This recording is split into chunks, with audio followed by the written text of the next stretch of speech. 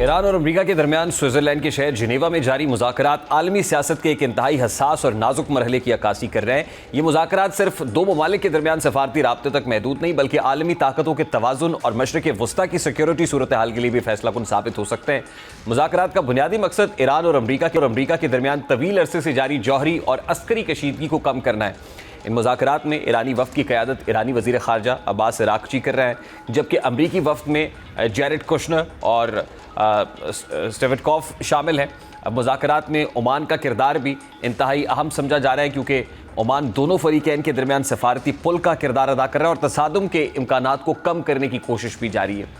اب یہ مذاکرات ایسے وقت میں ہو رہے ہیں جب عالمی سطح پر سیکیورٹی خدشات بھی بڑھتے چلے جا رہے ہیں، جیسا کہ امریکہ کی بنیادی اسٹریٹجک ترجیح اب ایران کے میزائل پروگرام کو محدود کرنا دکھائی دیتی ہے۔ امریکی حکام کے مطابق ایران کی بیلسٹک میزائل صلاحیت نہ صرف مشرق وسطیٰ کے ممالک بلکہ یورپی دفاعی نظام اور امریکی فوجی اڈوں کے لیے بھی خطرہ بن سکتی ہے۔ خاص طور پر امریکی سیاسی حلقوں میں یہ موقف مسلسل مضبوط ہو رہا ہے، اور حال ہی میں اسٹیٹ آف دی یونین میں اپنے خطاب میں ٹرمپ نے ایران پر خطرناک جوہری عزائم رکھنے کا الزام عائد کیا اور دعویٰ کیا کہ تہران ایسے میزائل تیار کر رہا ہے جو یورپ اور امریکی اڈوں کو نشانہ بنا سکتے ہیں، حتیٰ کہ یہ میزائل مستقبل میں امریکہ تک بھی پہنچ سکتے ہیں۔ مجموعی طور پر یہ مذاکرات کا تیسرا دور ہے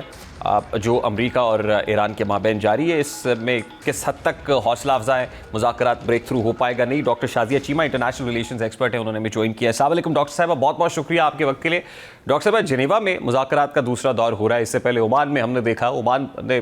بڑا امپورٹنٹ رول پلے کیا ہے، اور ظاہر ہے عمان کے اوپر ریلائنس ایران کی بھی رہی ہے اور ایران نے بھی اپنے کانفیڈنس کا اظہار کیا، لیکن آپ کو لگتا ہے کہ جنیوا میں مذاکرات کا یہ دوسرا دور کو نتیجہ خیز ثابت ہو سکے گا؟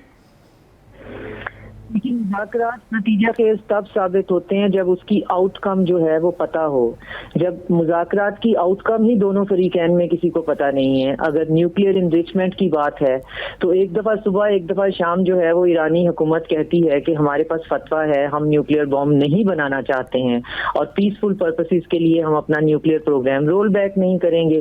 تو اب ہمیں آؤٹ کم نہیں پتہ۔ کبھی ہم بیلسٹک میزائل پہ پہنچ جاتے ہیں، کبھی ہم کروز میزائل پہ پہنچ جاتے ہیں، تو اب ہم ایرانیوں سے چاہتے کیا ہیں یہ جو ہے وہ جب تک میز پہ بات نہیں ہوگی تو ایرانی بھی جہاں آپ انہیں بلاتے ہیں وہ پہنچ جاتے ہیں، لیکن اس کے ساتھ ساتھ وہ اپنی جو ہے وہ ڈیٹرنس پہ بھی کام کر رہے ہیں۔ انہوں نے ریسنٹلی $500 ملین کا جو ہے وہ معاہدہ کیا ہے روس کے ساتھ، اور چائنا کے ساتھ بھی ان کے جو ہے وہ دفاعی خرید و فروخت کے معاہدے چل رہے ہیں۔ اور جہاں تک اسٹیٹ آف یونین کی اسپیچ جو آپ سنوا رہے تھے،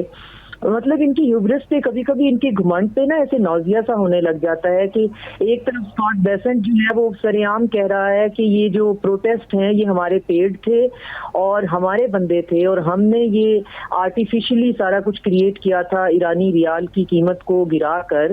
تو اور ہمیں وہاں پہ رجیم چینج چاہیے۔ تو پھر آپ کھل کر تو بات کریں کہ آپ کو چاہیے کیا۔ آپ کو اگر ایران کے ریسورسز پلنڈر کرنے ہیں، وہاں پہ رجیم کو چینج کرنا ہے، تو پھر آپ مذاکرات بھی اسی بنیاد پہ کریں۔ آپ مذاکرات ان باتوں پہ کر کیوں رہے ہیں جس کے اوپر جو آپ کو چاہیے ہی نہیں؟ اگر ہم ہائپوتھیٹیکلی مان لیں کہ یہ تینوں باتیں کہ نیوکلیئر پروگرام رول بیک ہو گیا، بیلسٹک میزائل کا پروگرام رول بیک ہو گیا اور پراکسیز جو ہیں ان کی سپورٹ ختم ہو گئی، تو کیا تب جو ہے وہ اسرائیل ٹرمپ کو چین لینے دے گا کہ ان تین باتوں پہ ماننے کے بعد بھی ایران کی جان چھوٹ جائے گی؟ بالکل بھی نہیں چھوٹے گی۔ تو ایرانی جو ہیں وہ ہو سکتا ہے کہ اس کے پیچھے کوئی اکنامک انٹرسٹ چھپا ہوا ہو یا کوئی آئل ڈپلومیسی کی جو ہم بات کرتے ہیں، یہ کوئی تیل والا معاملہ ہو۔ دیکھیں، تیل کا معاملہ تو بہرحال موجود ہے، اور وہ تیل کا معاملہ یہ نہیں ہے کہ سینکشن زدہ ایران سے ہم نے تیل خریدنا ہے۔ تیل کا معاملہ یہ ہے کہ عراق کی طرح تیل کے کنووں پہ ہم نے قبضہ کرنا ہے اور پھر ایک میوچل فنڈ بنانا ہے اور دنیا کو یہ کہنا ہے کہ عراق کے جو عام لوگ ہیں ان کے پیسے چونکہ وہاں پہ کوئی سٹیبلائز گورنمنٹ نہیں ہے تو عوام پہ خرچ نہیں ہو سکتے، اس لیے وہ ہمارے اکاؤنٹ میں آئیں گے اور ہم جو ہے ان کی فلاح و بہبود پہ خرچ کریں گے۔ یہ ماڈل ان کو چاہیے جس کے لیے وہ رضا پہلوی کے بیٹے کو تیار کر رہے ہیں، جس کا کہ نام بھی ایران میں کوئی سننا پسند نہیں کرتا، لیکن ان کو وہاں پہ ایک ایسی پپٹ رجیم چاہیے جو ان کو ریسورسز دے، کیونکہ جو ویسٹ کا مارکو روبیو نے جو ریسنٹلی میونس میں تقریر کی ہے اس میں انہوں نے صاف کہہ دیا ہے. اس سے زیادہ کھل کے وہ نہیں کہہ سکتے کہ ہمیں اپنی کلونیل پاسٹ پہ فخر ہونا چاہیے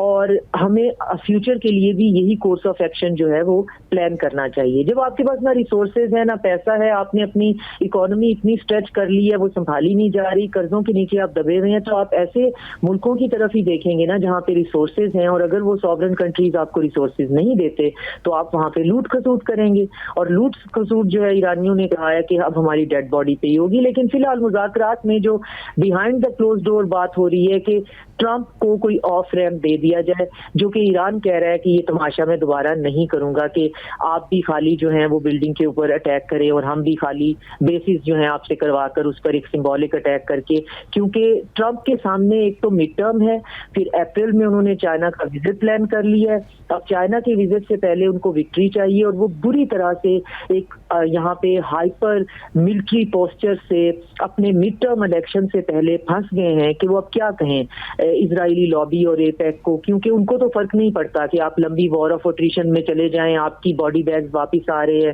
ان کو تو امریکہ کو کسی طرح اس جنگ میں دھکیلنا ہے. تو اب وہ اس طرح سے باک ڈاؤن ہوئے ہیں کہ جیسے بدحواس ہیں, جس کو وٹکاف نے 2 جملوں میں بیان کر دیا, اس کے منہ سے سلپ ہو گیا ہے کہ ٹرمپ بڑے حیران تھے کہ اتنا جو ہے وہ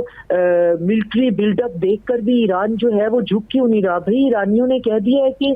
اب جو آپ نے کرنا ہے وہ کر لیں, ہم یہ روز روز کے تماشے سے تھک گئے ہیں, آپ نے جو ہم پہ اٹیک کرنا ہے آپ کریں, آپ کو اس کا جواب ملے گا, اور اس کا جواب دینے کے لیے وہ پوری طرح سے تیار ہیں, حتیٰ کہ اس حد تک تیار ہیں کہ آیت اللہ خامنہئی نے اپنی پوری اسٹیبلشمنٹ اور اپنی جانشین جو ہے علی لاریجانی کو مقرر کر دیا ہے, اور وہ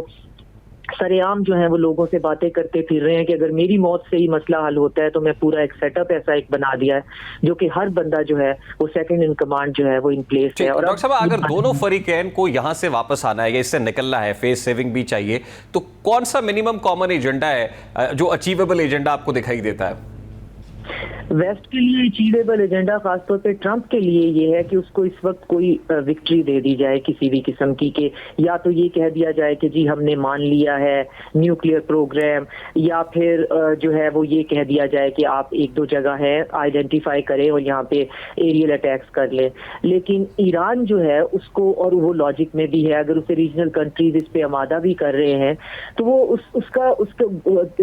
ایران جو ہے اس سینس ہے اس بات میں کہ آپ 1 دفعہ یہ کر سکتے ہیں, 2 دفعہ کر سکتے ہیں. ہم نے ان کے ساتھ نیوکلیئر جو ہے وہ ٹریٹی سائن کی JCPO کی اوباما کے ساتھ, جس کو ٹرمپ نے خود پھاڑ کے ردی کی ٹوکری میں پھینک دیا, کیونکہ اسرائیل کو وہ نہیں چاہیے تھی, کیونکہ وہاں پہ اس پیسفل نیوکلیئر پروگرام پہ انسپیکٹر اس کو واچ کر رہے تھے, تو ان کو جنگ کا کوئی پریٹینس چاہیے تھا. اب جب اسرائیل نے وہ ٹرمپ سے